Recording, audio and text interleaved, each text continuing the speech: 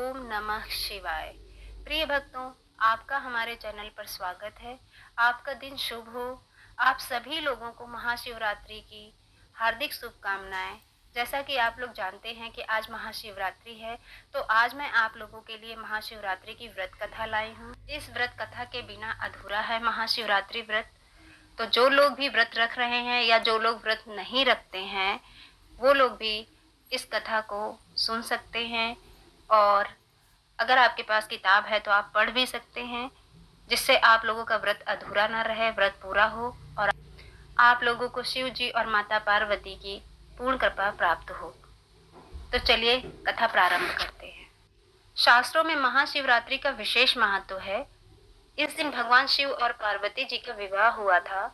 वहीं इस दिन 4 पहर की पूजा करने का विधान होता है। मान्यता है जो व्यक्ति इस दिन व्रत रख कर भगवान शिव की पूजा अर्चना करता है, उसकी सभी मनोकामनाएं पूर्ण होती हैं। वहीं शिव पुराण के अनुसार महाशिवरात्रि का व्रत करने के साथ मंत्र चालीसा के साथ इस कथा को अवश्य पढ़ना या फिर सुनना चाहिए। इसके बिना व्रत अधूरा है। तो आइए जानते हैं महाशिवरात्रि की संपूर्ण व्रत कथा। शिव पुराण के अनुसार एक गांव में एक शिकारी रहता था। वह पशुओं को मारकर अपना परिवार चलाता था, लेकिन फिर भी धन की कमी के कारण उसे एक साहूकार से कर्ज लेना पड़ा। लेकिन उसका कर्ज समय पर ना चुका सका,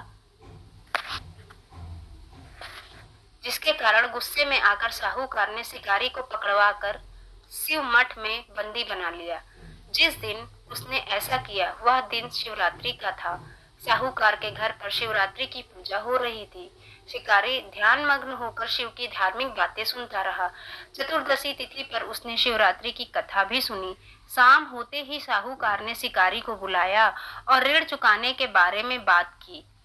शिकारी ने अगले दिन पूरा ऋण लौटाने का वचन देकर खुद को उसके बंधन से छुड़ा लिया।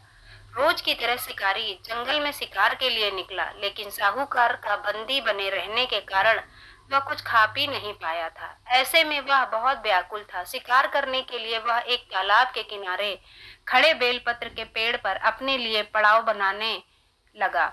उस पेड़ के नीचे शिवलिंग था, जो बेलपत्रों से ढका हुआ था।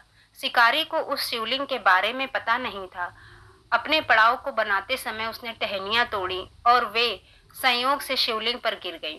इस प्रकार पूरे दिन भूखे प्यासे शिकारी का व्रत भी हो गया और संयोग से उसने शिवलिंग पर बेलपत्र भी चढ़ा दिए। रात का पहर बीतने के बाद एक गर्भिणी मृगी तालाब पर पानी पीने के लिए पहुंची। शिकारी ने धनुष पर तीर चढ़ाकर जैसे ही प्रत्यंचा खींची, मृगी बोली, मैं गर्भ से हूँ, शीघ्र ही मुझे प्रसव होगा। तुम एक साथ 2 जीवों की हत्या करोगे, जो ठीक नहीं है। उसने शिकारी से कहा कि मैं अपने बच्चे को जन्म देकर जल्द ही तुम्हारे सामने प्रस्तुत हो जाऊंगी, तब तुम मेरे प्राण हर लेना। ऐसा सुनते ही शिकारी ने प्रत्यंचा ढीली कर दी और मृगी झाड़ियों में लुप्त हो गई। प्रत्यंचा चढ़ाने तथा ढीली करने के वक्त संयोग से कुछ और बिल्वपत्र अनायास ही टूटकर शिवलिंग पर गिर गए। इस प्रकार उससे अनजाने में ही प्रथम प्रहर का पूजन भी संपन्न हो गया। कुछ ही देर बाद एक दूसरी मृगी वहां से निकली। शिकारी की खुशी का ठिकाना न रहा। शिकार को देखते ही उसने धनुष पर बाण फिर से चढ़ाया। तब उसे देख मृगी ने विनम्रता पूर्वक निवेदन किया कि हे पारधी, मैं थोड़ी देर पहले ही ऋतु से निवृत्त हुई हूँ, कामातुर विरहिणी हूँ, अपने प्रिय की खोज में भटक रही हूँ। मैं अपने पति से मिलकर शीघ्र ही तुम्हारे पास आ जाऊंगी। शिकारी ने उस मृगी को भी जाने दिया। 2 बार शिकार को खोकर वह चिंता में पड़ गया। रात्रि का आखिरी पहर भी बीत रहा था। इस बार भी उसके धनुष से लगकर कुछ बिल्वपत्र फिर से शिवलिंग पर जा गिरे तथा दूसरे प्रहर की पूजा भी संपन्न हो गई। तभी एक और हिरणी अपने बच्चों के साथ उधर से निकली। शिकारी ने फिर से धनुष पर तीर चढ़ाया और जैसे ही वह तीर छोड़ने ही वाला था कि हिरणी बोली, हे शिकारी, मैं इन बच्चों को इनके पिता के हवाले करके लौट आऊंगी। इस समय मुझे मत मारो। शिकारी हंसा और उसने कहा कि सामने आए शिकार को छोड़ दूं? मैं ऐसा मूर्ख नहीं। इससे पहले मैं 2 बार अपना शिकार खो चुका हूँ। मेरे बच्चे भूखे प्यासे होंगे। जवाब देते हुए हिरणी ने कहा, जैसे तुम्हें अपने बच्चों की ममता सता रही है, वैसे ही मुझे भी। हे शिकारी, मेरा भरोसा करो। मैं इन्हें इनके पिता के पास छोड़कर वापस लौटने का वचन देती हूँ। हिरणी का दीन स्वर सुनकर शिकारी को उस पर दया आ गई। उसने उस मृगी को भी जाने दिया। शिकार के अभाव में भूख प्यास से व्याकुल शिकारी अनजाने में ही बेल वृक्ष पर बैठे बेलपत्र तोड़ तोड़ कर नीचे फेंकता जा रहा था।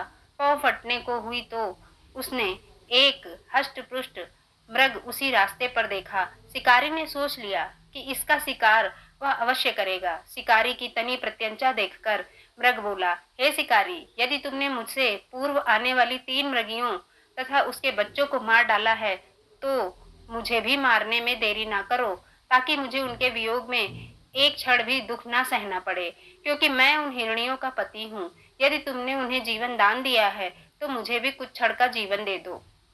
मैं उनसे मिलकर तुम्हारे समक्ष उपस्थित हो जाऊंगा। मृग की बात सुनते ही शिकारी के सामने पूरी रात का घटना चक्र घूम गया। उसने सारी कथा मृग को सुनाई। तब मृग ने कहा, मेरी पत्नियां जिस प्रकार प्रतिज्ञाबद्ध होकर गई हैं, मेरी मृत्यु से अपने धर्म का पालन नहीं कर पाएंगी। अतः जैसे तुमने उन्हें विश्वास पात्र मानकर छोड़ा है, वैसे ही मुझे भी जाने दो। मैं उन सबके साथ तुम्हारे सामने उपस्थित हो जाऊंगा। शिकारी ने उसे भी जाने दिया। इस प्रकार सुबह हो आई। व्रत उपवास, रात्रि जागरण तथा शिवलिंग पर संयोग से बेलपत्र चढ़ाने से अनजाने में ही सही शिकारी की शिवरात्रि पूजा पूर्ण हो गई। अनजाने में हुई पूजन का परिणाम उसे तत्काल मिला। शिकारी का हिंसक हृदय निर्मल हो गया और उसमें भगवत भक्ति का वास हो गया। थोड़ी ही देर बाद मृग अपने परिवार के साथ शिकारी के पास उपस्थित हो गया ताकि वह उनका शिकार कर सके। किंतु जंगली पशुओं की ऐसी सत्यता, सात्विक एवं सामूहिक प्रेम भावना देखकर शिकारी को बड़ी ग्लानि हुई। उसने मृग परिवार को जाने दिया।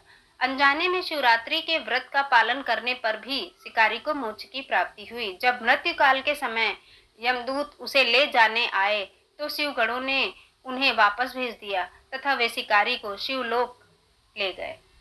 हर हर महादेव। अगर यह कथा आप लोगों को पसंद आई हो तो आप लोग इस कथा को आज के जरूर से जरूर सुने और यह वीडियो सभी लोगों को शेयर करें, जिससे यह कथा ज्यादा से ज्यादा लोगों में पहुंच सके और सभी लोग शिव कृपा प्राप्त कर सके। हर हर शंभू।